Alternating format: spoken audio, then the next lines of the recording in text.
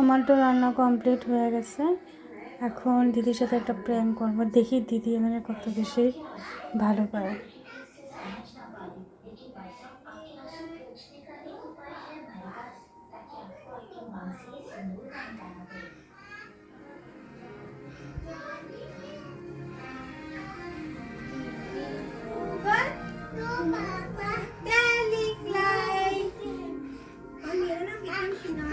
Test করে দেখতো কেমন হয়েছে। বাবা মিমি কি বানাইছে? Chicken chicken? তুই চিকেন বানাইছিস? আমি তো জানি না। জলদি খাওয়া দেখ কেমন হয়েছে। খালো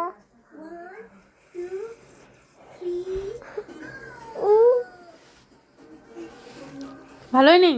এক ফালতু, এটা কি বানাইছিস তুই? ডিমের তরকারি। ছি, এত লবণ দেয় ডিমের তরকারিতে মানুষ? লবণ বেশি হয়েছে। এমন জানতে পারোস না নাকি রে?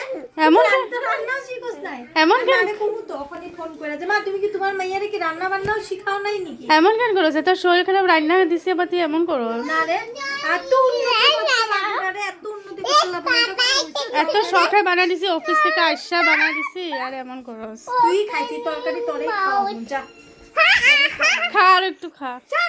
নে আমি তো কৃত্তিকা, আর একটু লবণ কাটা, যা চিনি ঢালগা, সিদ্ধ আলু ঢালগা না, তুই তরকারি খাওয়া যাইবো না, যা। কিচ্ছু